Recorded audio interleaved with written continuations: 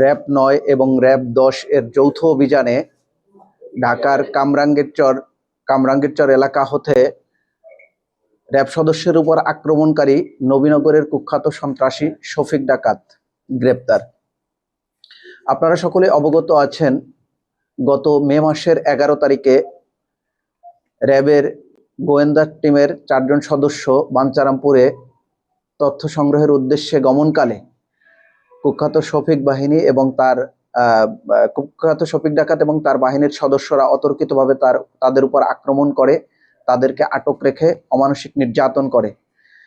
পরবর্তীতে অন্যান্য র্যাব সদস্য এবং গ্রামবাসীর সহযোগিতায় আমরা তাদেরকে উদ্ধার করি এবং নবীনগর স্বাস্থ্য কমপ্লেক্সে তাদেরকে চিকিৎসা দেওয়া হয়। তাদের মধ্যে 3 জন সদস্য গুরুতর আহত হয়, একজনের মাথায় আঘাত গুরুতর জখম হয়, একজনের ডান হাতের হাড় ভেঙে যায়, একজনের বাম হাতের গুরুতর আঘাতপ্রাপ্ত হয়। পরবর্তী তাদেরকে ঢাকায় নিয়ে উচ্চতর চিকিৎসা দেওয়া হয় এবং তারা বর্তমানে সুস্থ আছে। ঘটনার পরপরই আমরা একটা ম্যাসিভ অভিযান পরিকল্পনা করি এবং ওই দিন রাতভর অভিযান পরিচালনা করে আমরা একজন নারী সহ 5 জনকে আটক করতে সক্ষম হই। পরবর্তীতে আবার আমরা অভিযান পরিচালনা করি, সেখানে আমরা 4 জন সদস্য আটক করতে সক্ষম হই। কিন্তু প্রতিবারই চতুর শফিক সে কৌশলে পালিয়ে যায়।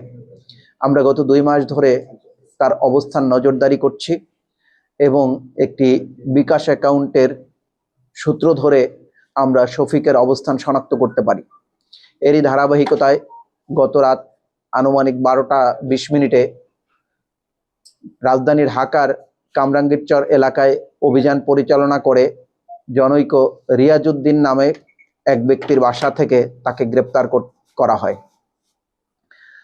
আপনারা সকলেই অবগত আছেন, কুখ্যাত শফিক ডাকাত ইতিপূর্বে পুলিশ সদস্যের উপর 2 বার আক্রমণ করেছিল, 2023 সালে একবার, 2024 সালে একবার। তখন একজন নবীনগর থানার এক এসআই এর মাথায় কোপ দিয়ে গুরুতর আঘাত করে। আমরা প্রাথমিক জিজ্ঞাসাবাদে জানতে পারি, ঘটনার দিন নবীনগরের শফিক ডাকাতের প্রতিপক্ষ আজম গ্রুপের মুকুল মাস্টারের বাড়িতে তারা হামলা এবং ভাঙচুর চালিয়ে তারা কাদির মিয়ার বাড়িতে অবস্থান করে। তখন তারা জানতে পারে যে র্যাব সদস্য আসতেছে শফিককে ধরার জন্য। সেই তথ্যের ভিত্তিতে তারা আরো জোরালো অবস্থান নেয় এবং র্যাব সদস্যদের 2টা গাড়ি তাদের ওইখান দিয়ে রাস্তা দিয়ে যাওয়ার সময় তারা অতর্কিতভাবে র্যাব সদস্যদের উপর আক্রমণ করে, তাদেরকে আটক রেখে 3 ঘন্টা আটক রেখে নির্যাতন চালায় এবং ভিডিও ধারণ করে।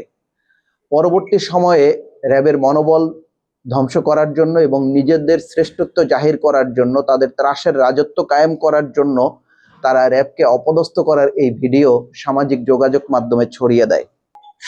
শফিক ডাকাতের শুরুটা হয়েছিল চুরি দিয়ে, পরবর্তী সময়ে হত্যা, ডাকাতি, ধর্ষণ, পর্নোগ্রাফি, মাদক এবং চাঁদাবাজি সহ সমাজের নানা রকম অপরাধে তিনি জড়িয়ে পড়েন এবং বর্তমানে তার বিরুদ্ধে 15টির অধিক মামলা চলমান আছে।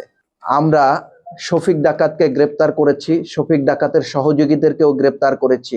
এই মামলার আমরা 9 জন আসামি, শফিক সহ 10 জন আসামিকে গ্রেপ্তার করতে সক্ষম হয়েছি। আরো 3 জন আসামি এখনো পলাতক আছে, আমরা শীঘ্রই তাকে গ্রেপ্তার করতে সক্ষম হব। র্যাব সদস্য হোক বা এলাকায় যে কোনো মানুষের উপরে তারা যে দীর্ঘদিন অত্যাচার, জুলুম, নির্যাতন করেছে, আশা করি তার অবসান হয়েছে এবং ভবিষ্যতেও এই ধারা অব্যাহত থাকবে এবং একটি সুন্দর নবীনগর, সুন্দর ব্রাহ্মণবাড়িয়া উপহার দেওয়ার জন্য আমরা নিরলসভাবে র্যাব সদস্যরা কাজ করে যাচ্ছি এবং এই ধারা অব্যাহত থাকবে। মোট আসামি 13 জন ছিল। তার বিরুদ্ধে হত্যা, ডাকাতি, ধর্ষণ, মাদক, পর্নোগ্রাফি, এই মামলাগুলোই। টোটাল 15টার উপরে। তার বিরুদ্ধে দুটি হত্যা মামলা, ডাকাতি মামলা, মাদক মামলা, একাধিক মাদক মামলা, ধর্ষণ এবং ধর্ষণ করে তার ভিডিও ধারণ করে ব্ল্যাকমেইল করা বা চাঁদা দাবি করা, এই টাইপের মামলাও আছে। মাদকের মামলা আছে, টোটাল 15টির অধিক তার বিরুদ্ধে মামলা আছে নবীনগর সহ বিভিন্ন থানায়। এবং মূল বিষয় হচ্ছে সে 2018 সালের ইলেকশনের দিন জনৈক মাসুদ নামে এক লোককে দিনে দুপুরে জনসম্মুখে তাকে কুপিয়ে হত্যা করে। এরপর থেকেই তিনি ওই এলাকায় একটি ত্রাসের রাজত্ব তৈরি করে। কারোর দিনে দুপুরে ডাকাতি করলেও প্রতিবাদ তো দূরের কথা, কেউ মুখ খুলতে সাহস পায় না। এই মুখ খুলতে সাহস না পাওয়ার কারণে মানুষগুলো ভয়ে আতঙ্কে থাকার কারণে আমরা নিয়মিত ওইখানে সোর্সিংও করতে পারি না, সোর্সও পাই না। কারোর কাছ থেকে তথ্য জিজ্ঞেস করলে তার বিরুদ্ধে তথ্য দিতে ভয় পায় মানুষ। এবং এই কারণেই সে দিনের পর দিন ওই এলাকায় রাজত্ব, একটা ভয়ের রাজত্ব তৈরি করেছে এবং এই ভয়ের রাজত্বকে পুঁজি করে সে ওইখানে শাসন করেছে এবং মানুষের উপর অত্যাচার করেছে, নির্যাতন করেছে এবং এই অপকর্মগুলো করেছে।